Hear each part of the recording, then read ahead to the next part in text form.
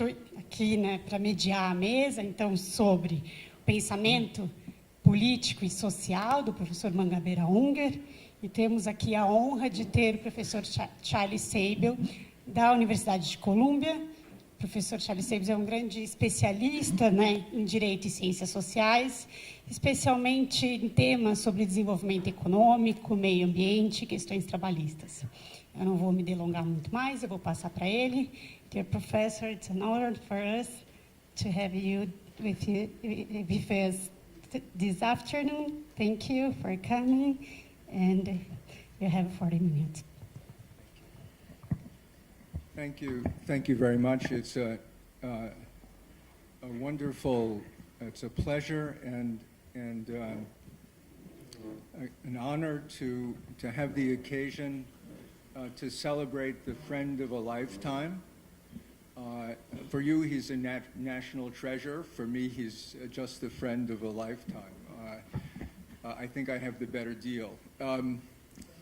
I want to first, just a matter of mode of address. Sam mentioned this. Because Roberto is the friend of a lifetime, he'll be in this talk for Roberto. He'll be Roberto to me, and you can translate that as whatever honorific is most suitable. But you'll forgive me for deferring to habit. Second, I want to say just a word about the background of this talk, because it was originally meant to be a discussion of Roberto's relation to Marxism, and Perry Anderson was going to be was invited, and I thought that would give me an easy opportunity to both fulfill my responsibilities to you, to provide a discussion, and to avoid the hard part of those responsibilities by provoking a fight between Roberto and Perry Anderson about the meaning of Marxism. And then Perry Anderson didn't appear, and now it falls to me to say something more directly about the subject in the context of this broader discussion of political and economic thought. And I want to be clear in addressing this that as Sam said, there is a revival of interest in Marxism. And it's completely understandable, because the prospects of any kind of reformist capitalism, let alone a transformation of capitalism, even the prospects of a cohabitation between capitalism and democracy are in doubt today. They are alarmingly in doubt, and this is certainly not a country where that question needs to be, the fact of that doubt needs to be explained. And in such times, it's more than understandable that people ask for an explanation of how a long period of coexistence could come to an end, and whether that reveals something fundamental about the tension between economic development in capitalism and democracy, and the many forms of realization of human potential that we associate with this. So I completely understand the recrudescence, the revival of Marxism. When one goes to look at Marxist explanations, neo-Marxist explanations for why things had to turn out as they do, it's very hard to find convincing ones. And so, as Sam said, it doesn't surprise me that there are lots of conferences, which, let me point out, he attends and I don't, where Marxists are wondering about what a more sophisticated structural explanation of the current crisis would be. I think that's exactly the right question. I don't think they're going to find a satisfactory answer. That doesn't mean there's not a crisis. That does not mean that the crisis is any less severe. It's against that background that I want to come to the question of one of Roberto's lifelong tasks, which is to understand, to learn from the kind of theory that Marxism is, to come to a theory, a larger, a less burdened theory of social transformation that keeps open the possibilities that Marxism creates without importing the restrictions that have historically limited its capacity to inspire imagination and guide political action. And so that, very briefly, is my task, combining the assignment of the original panel with this one. And I want to make an argument. I understand it's not in the nature of celebrations of this kind to actually make arguments, much less to make arguments with and against the person who's being celebrated. But I will take that as the fact of our friendship, that reviewing these materials, I had a version of Sam's response of going back, not to notes, but to a lifetime of discussions, and reading back through the books and the discussions. And I found myself reliving old disagreements with what I hope are new outcomes, and finding myself at times in surprising agreement with what Roberto has come, in disagreement with what he has been. And so, yes, I will disagree from time to time with my friend. I could not betray him without betraying myself. So let me then situate the theory and start again with the idea of plasticity, what was invoked this morning, and this idea of a metaphysical embodiment that Sam introduced strikes me as absolutely right. There is, prior to any understanding of social theory, there is a view of humanity and divinity and the world, which is one of infinite possibility. It has one element which I think is for certain, and another element which may possibly vary in the course of Roberto's work. The element which is invariable is that humans are always more than the situations they are in, and society is always more than what it is. There is a plenitude, a surfeit. We are never realized in the reality that we live. There is always an imagination, a yearning, a discontent. There is something that flows over, and that overflow is an expression of our deepest selves and the way we are in the world. We can't suppress it except by suppressing ourselves. The element which is not clear, though it may be clearer in the earlier formulations, and it may be linked, as Sam was suggesting, to certain theological conceptions, whether this idea of the infinite in the sense of the inevitability of transcendence of the particular moment is also a yearning for infinite in the traditional sense of God as including all possibility and the knowing inclusion of all possibility. There's a change, I think, in Roberto's work which may perhaps call into question the second, but that's immaterial to the argument. That is, strictly speaking, a theological argument on which I'm among the least in the room entitled to pronounce. So let me recall for you, none of this will be news until we get to some of the details.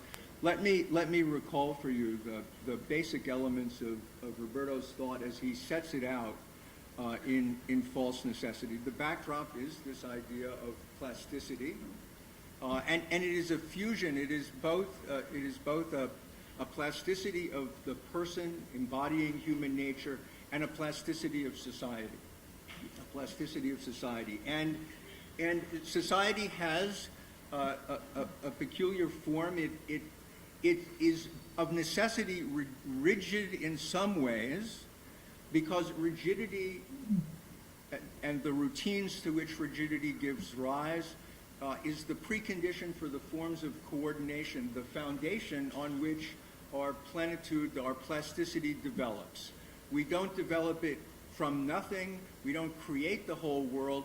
The infinitude that we are is always an elaboration, a transcendence, an inspired reinvention, recombination of a world that exists, and that existing world has its rigidity. So we have a world which in its rigidity limits what we do. And so there is a limiting framework that forms the routines with which we act, and in the execution of those routines, the invention of the execution of those routines, we in turn can transform the fixed context, which is the precondition of our conviviality and collective production. Not all contexts are the same. Not all of formative contexts are the same. This is an important argument that recurs and recurs, and it's not self-evident. That is, you could think that what I just said is an eternal portrait of what human life is like. We always need fixity in order for there to be the flexibility of individuality, which allows for some kind of change in the fixity. So there's never a continuing fixity, but there is some sense in which all fixed things are like all other fixed things. They're all, in some fundamental way, fixed and fixing, no? But Roberto claims, I think absolutely correctly, that there's a distinction, that some structures or frameworks, he uses context, structure, framework, interchangeably to refer to the constraining features of society. Some of them are less constraining, less structuring than others. In fact, some of them can go so far as to be structure denying. You can have structures which actually enable the transcendence of structure. Okay, so there can be, there is always a fixity, but there can be, if you like, degrees of fixity, and as you approach the degree zero of fixity, the fixed framework context is one that enables the reinvention of the context itself. It creates routines which transform the context. Okay, so this is I've designed to make you feel as though you're in an alien world. You'll soon see that it's a world that in some ways is familiar to you from Marxism, but don't worry, it turns out to be alien and again. Finally, there's a very clear idea in false necessity of something that Roberto calls the imperative of plasticity. That phrase is going to return. The imperative of plasticity is this: the quest for collective wealth and power requires a cumulative movement towards greater plasticity, meaning greater ability to recombine, to change the routines and change the context that forms the routines in the organizational and institutional setting of production, exchange, and warfare.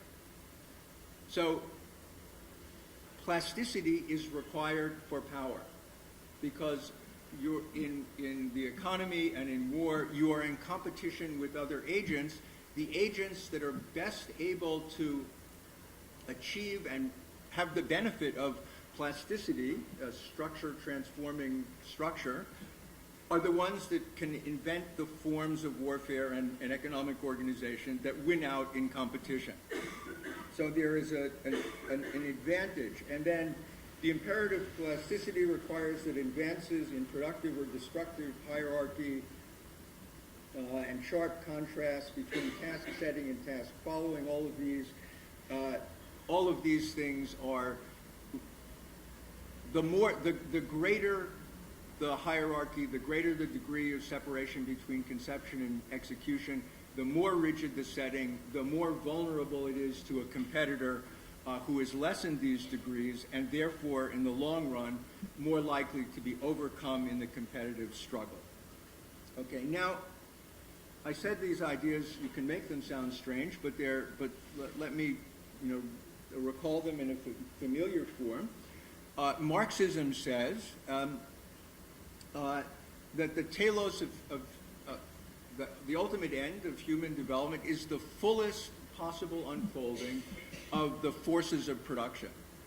What Roberto calls plasticity has an analog. They're not exactly the same thing. This is not the same thing as, this is not the embodiment of a theological characteristic. This is the Marxist idea of the forces of production is the capacity of individuals to unfold their nature in a way which contributes socially. It's both, again, it's individual and social, which contributes socially to the maximization of the ability of a society to satisfy human want and human yearning. Okay, that's the goal. That is in Marxism what everything tends towards. And there is also a distinction between a framework, a formative framework, and formed routines. So the formative framework is what's known as the mode of production. The mode of production, you'll remember, is a set of organizational principles it's focused primarily on the organization of production and labor, but it ramifies into the whole society. And it's a fixed body of organizational forms at every level of development, and it's the one which does the coordination. It's the one which allows the forces of development, that are whatever the particular capacities are, to develop by providing links among the different actors so that they can bring their knowledge to bear on the common tasks, with a division of the returns, which is guaranteed fairly or unfairly by the mode of production itself. And then, so there's the same distinction between a framework and routines, and then there's a story, an evolutionary logic, which explains how society progresses. And the idea is, again, I think familiar to you, within every mode of production, there's a two-act development. In the first phase, the mode of production encourages the growth in the forces of production. That is, the formative context is useful for the unfolding of the forces of production. But with time, the development of the forces of production begins through a series of innovations and changes, transformation. The surplus before starts to be limited by the very same mode of production which originally encouraged it. And that tension becomes manifest in the development of social class, a new social class, which has a very peculiar feature. Its selfish interest, its particular interest, corresponds to the general interest of changing the mode of production so that the unrealized potential of the forces of production in the current setup of the world can be realized in the next one. Okay, that's and then the telos operates just in a way that we've seen hinted at earlier, and that's so. In a certain sense, Roberto's basic idea and Marxism run together. I mean, there are important differences to which I'm getting, but they're certainly not adverse to each other.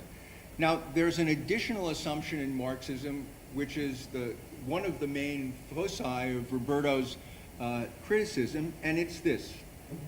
In Marxism, the modes of production are indivisible. They come as coherent in packages. All the rules about the organization of production mesh, at least initially, with the rules about the relations with labor and the distribution of exchange. And the sequence of the modes of production is unalterable and knowable. That's the core of the theory, is explaining what the mode of production is and why one mode succeeds another mode. And there's infinite debate inside Marxism to show you that every time there's a mode of production, it seems like it has variance. It turns out the variants are all variants of the same thing. If they arose, some of them arise in outside of Western capitalism, but then it turns out that the origins follow a similar path and the trajectories are, so there, a great deal of effort inside Marxism is devoted to demonstrating the integrity of each mode of production and the inevitability of the sequence. And this is where Roberto, I think absolutely rightly, says, no, this is just wrong. This is wrong. It's wrong on two counts. It's wrong on two counts. It's wrong to think that the modes of production have a single integrity, that they're one thing. It turns out that, to take the most basic problem, there can be functional equivalence. That is, there are lots of different ways of solving the same problem. So you can have one mode of production that solves a problem one way, and an analogous system which, from the point of view of marshaling the forces of production, solves the same problem, so it gets to the same level of production, but it does it a different way, in a way which may have very different implications for the development of the subsequent society. I'll give you an example in a second. And then there's the idea that if that's true, then it can't be the case that there's a single sequence. It can't be the case that there's a single sequence. If there could be at every one point a functional equivalence, and the functional equivalence equal from the point of view of facilitating the development of the forces of production, lead to different kinds of change in the mode of production, the result will be unforeseen sequences, or anyway, sequences you can't anticipate. We don't have to think much about this.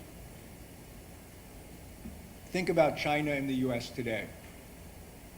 A prevalent fear or conjecture or assumption is that China and the US China has discovered in many ways a functional equivalent for achieving the kinds of innovations which are necessary for high-tech capitalism. It has very few of the market institutions that we associate with that in the United States. It has some, but the minute you start to look, they're very, very different. Not just from the point of view of complaining American, competitors, they are really different. And the question of the trajectory of Chinese society is completely different. So we have this doesn't seem now like a very controversial point.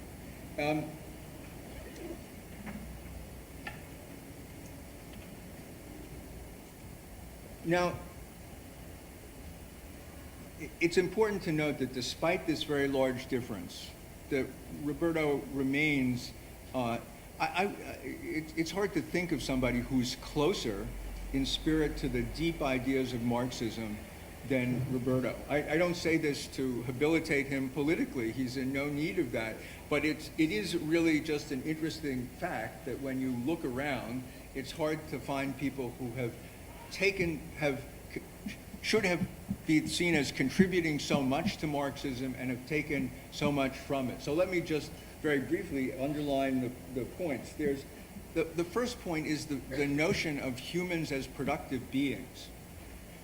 That we are both indissolubly creative as individuals and creative in a society, and that there is no form of deep human satisfaction that does not include participation in production and the unfolding of our productive forces. This may seem straightforward until you look at the huge diffusion now of redistributionist programs. When people think, what is the answer to, what should utopia be? Most of the effort goes into thinking about finding forms of redistribution which assume that people are not fundamentally productive agents. So this idea, both in Roberto's political work, emphasizes a productive aspect,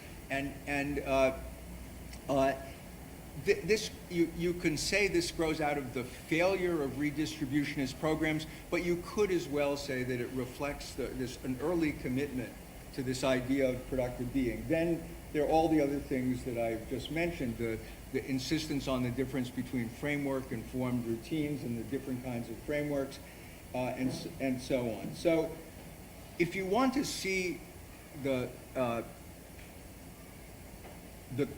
core importance of these Marxist distinctions, not just in Roberto's work, but I think generally to orientation in social theory, it's useful to look at his criticism of positivism. Okay, because the question is, does it really matter if you have a distinction between frameworks that form things and routines that don't form things? And one way to answer that question is to look at people who don't think that there's any difference. And that would be positivist social scientists. You're all lawyers, so I won't ask you how many of you are also positivists, but some of you probably are. And what's interesting about positivists is they just don't see that there is they don't imagine the idea that there could be systematic constraint, that there could be anything deep in our society that is hindering transformation.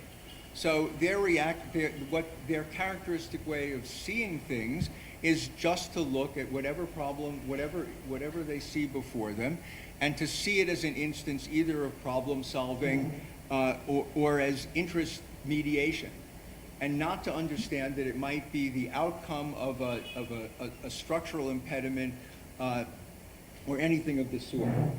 So let me,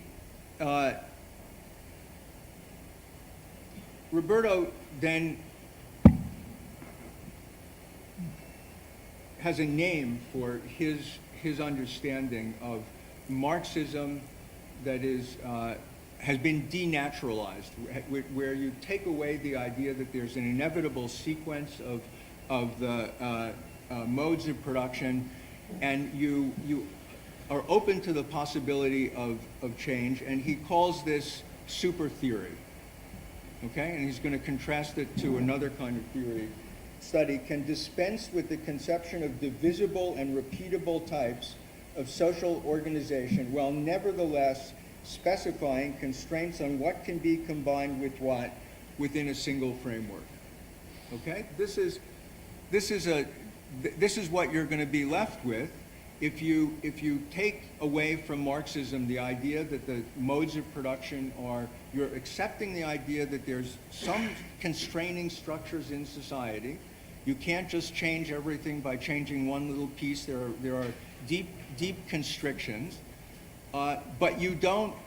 The constricting features don't necessarily form one whole, and they don't succeed another in a sequence. So what you want is a theory that does away with those assumptions, but still has to be able to tell you what things can fit together in a certain way. Otherwise, you might fall into the positivist trap of thinking there were no constraints at all. Okay? So a theory that does that, Roberto calls super theory. Okay? And he contrasts that with another response to the recognition of the limits of Marxism, which is called ultra theory.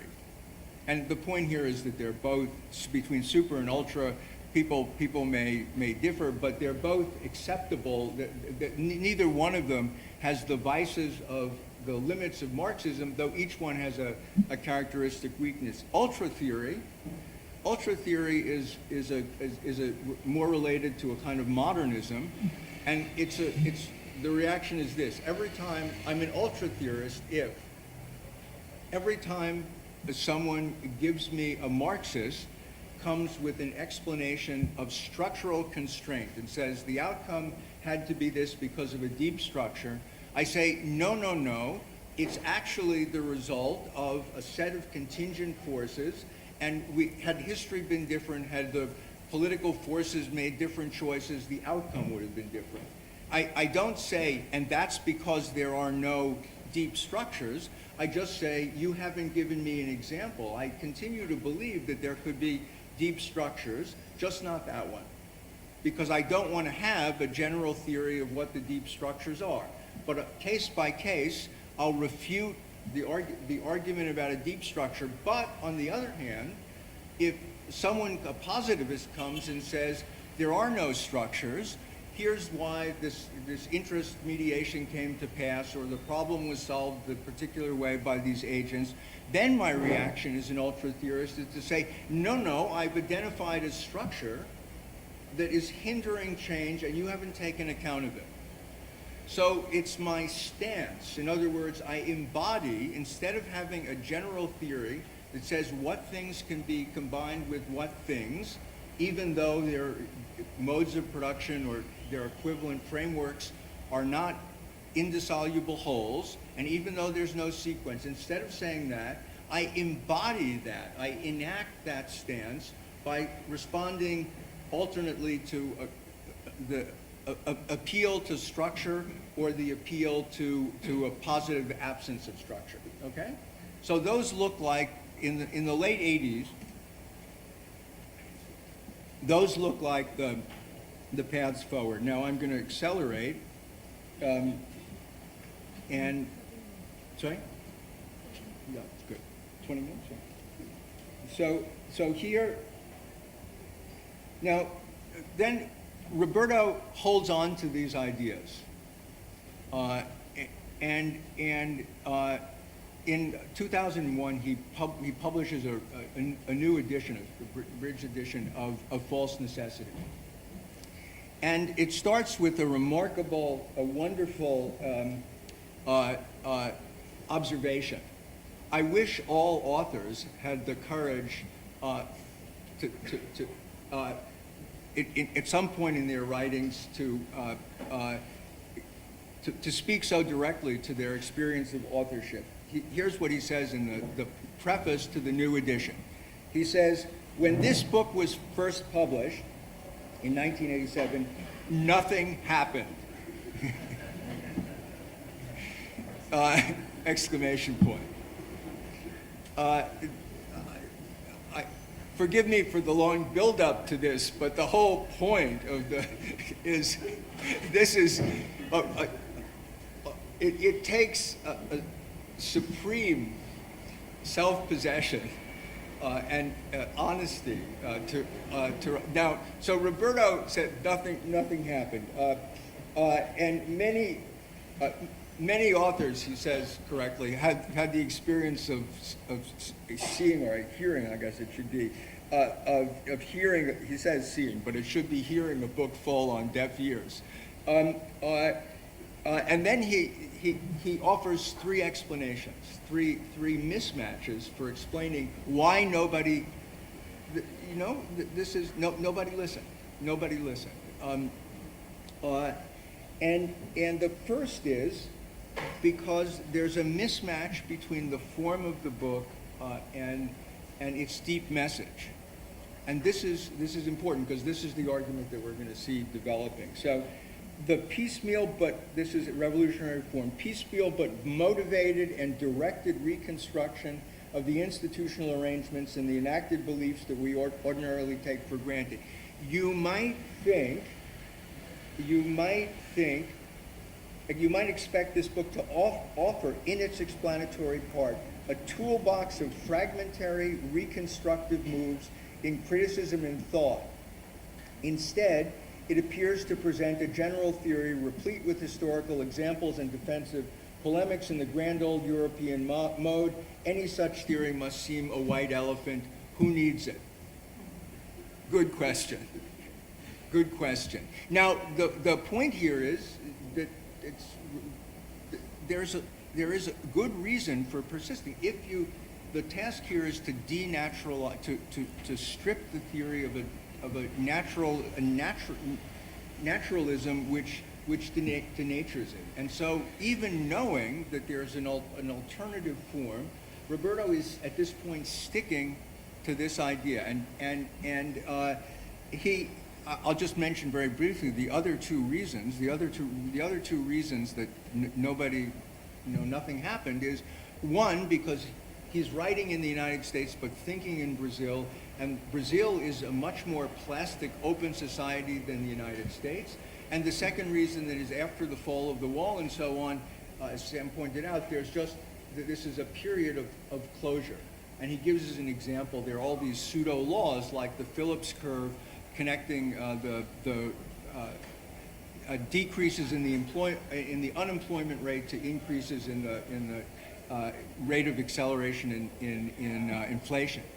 If you look today, Brazil and the United States have converged in the sense that dualism is an enormous problem for both countries, and most of the things which appeared to be law-like regularities in 1987 or 2001 literally no longer exist, including the Phillips curve, including most of the macroeconomics surrounding it. So by that story, if nobody was listening before, now there should be an enormous audience, right, that just extrapolated. So here's the, I want to go briefly to the next. Roberto lets this all, he leaves it. Most of the apparatus of false necessity begins to disappear. Not the core ideas, but the actual apparatus associated with super theory begins to recede from his work. I didn't have such a clear sense of that until I went back over this. But it begins to drop out, and but the project of denaturalization is carried forward, this time in connection with pragmatism. And Roberto is attracted to pragmatism for exactly the same reason that he's attracted to Marxism, because there is an idea of personhood, at once individual and social, of necessity, forced to rely on imagination in order to overcome immediate problems. So there is a direct connection between the individual and the social, and between the future and reimagining society and contending with immediate problems, which makes pragmatism the natural ground for the further development of this theory, leaving aside much of the earlier apparatus, okay? So this is, and then the problem reoccurs, which is now we have the right kind of theory, but burdened by a kind of naturalism. And here, the kind of naturalism is not the naturalism of believing that society is like nature, but understanding that nature is like nature. The problem with naturalism is nature, and the problem with nature is its fixity. The fact that nature can't be reimagined. We can understand nature by analogy, we can approximate, we can do lots of things, we can manipulate nature, we cannot reimagine nature. And Roberto gives what I think is a brilliant criticism of pragmatism, showing that the full flower, the full power of pragmatism is only released when you abandon the original pragmatist ambition of explaining both society and nature with so having a theory which is equally valid for explaining the natural world and the social world. The argument is pragmatism is at its best explaining the human world, and that kind of pragmatism can be the basis for going forward. So let me give you two very quick illustrations. William James has a concept of truth where he says in a formulation that you could think is crazy, our ideas of hope and yearning and longing enter cognitively in our understanding of what's true. So we're influenced by what we want to be the case in understanding what is the case. And the obvious response to that, we call that wishful thinking, Professor James. That's not a theory of truth. To which Roberto replies, well, it is a theory of truth if you're in the human world, where the only way of imagining what you want to happen is by thinking about transforming current circumstances in light of something, and that something is inevitably connected to your project's ambition, imagination, yes, hopes and desires. And this is the point, a larger point, which is that a generalization of the earlier ideas about structure is that, but freeing it entirely of this notion of a mode of production or a framework is to say, you can only imagine, you can only understand a structure by reimagining it as part of another structure, and that reimagination requires a vision which is a once an understanding of human possibility and of the way the world could and should be. Okay, so this is the beginning to point in a realizing the earlier ambition in a different way. A very similar point about John Dewey. Dewey has an idea of experience, and it's like the artist painting a painting, where the process of painting becomes the painting. So you can't separate the exploration of painting, the execution, and becomes the conception. And so you are both executing your idea of painting and changing your idea of what the painting is in painting. That your reimaginings are somehow subject to a selection environment, so that ones which are more successful on some criterion win out over others. And the other is a view that says, no, you're actually discovering completely new things. There is no external constraint. If it can be realized, it's not that there's a higher level constraint. Now, this debate should recall to you the idea of the imperative of plasticity. Because by embracing this non-evolutionary view of Dewey, Roberto is potentially taking a step back from the idea of this early idea of the idea that plasticity has an evolution, imparts an evolutionary advantage. Not because because plasticity may not provide things that help you win out in competition. It's just that they don't guarantee that you're going to win out in competition, and you're not the plaything of forces which are causing you to choose the evolutionary correct outcome. So you can see where this is going. The idea is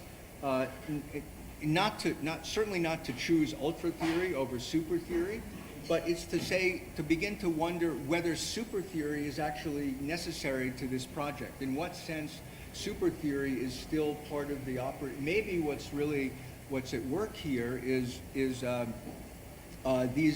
the deep ideas of plasticity, the notion that in order to the exercise of plasticity is reimagining the constraints under which we live in new configurations which point to, they have a double feature. They point to existing structures. So we're not abandoning the idea that there are structural constraints.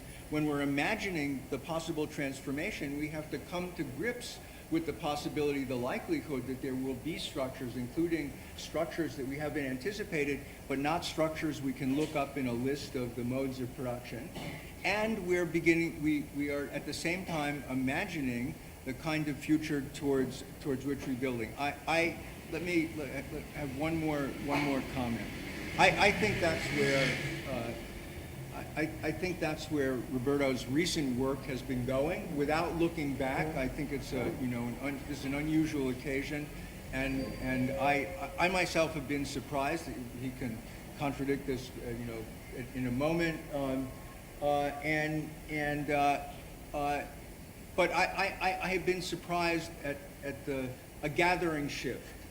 His most recent work is focused much more squarely on this kind of reimagination of particular structures like the knowledge economy, and not in the context of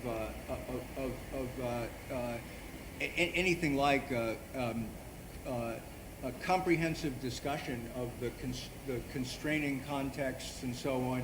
It's there and mentioned as part of the necessity of transformation, but it isn't a separate theoretical elaboration. So one last point, and a programmatic point. Supposing you thought this was true. Supposing you accepted that the thrust of the work was to give an ever more compelling account of the necessity for revolutionary reform. Remember, revolutionary reform is reform which is piecemeal but cumulatively transformative. In the super theory version of it, we actually are looking for a theory that tells us which things can be transformed, which things hang together. So the way we know a revolutionary transformation, a revolutionary reform is, it's something big that says we're going to transform one part of this context. We're going to have public control over investment, or we're going to have a Department of Destabilization Rights, two proposals that are in Roberto's original work. So in the original formulation, we know what a revolutionary reform is because we can read it back onto the understanding of what the contexts are. In the later formulations, we know that revolutionary reform is possible. It's the necessary way forward. And the way to identify it is through this process of piecemeal reimagining of the different elements of our structure to both uncover limits, that have structural limits that have to be overcome, and to foresee new possibilities. So supposing you just agree with all that, you say, yes, I felt that for a long time. Then what would you do in Brazil? And I had a second lecture prepared, I actually did, that just assumed that you agreed with all that and that you wanted to undertake concrete projects in Brazil to exemplify these possibilities. But time has run out. And I hope there's another occasion. But you think that I'm kidding. I'm crazy. I'm not kidding. I really do think that the way forward at this point is through revolutionary reform. There have been a few small invocations of it in the course of these days, not nearly enough, much too much focused on the older work, the work of situating this within social theory. I think the times are so urgent, not that we should forget social theory or forget the hard-won lessons of the earlier travails and struggle, but we should go forward. Thank you.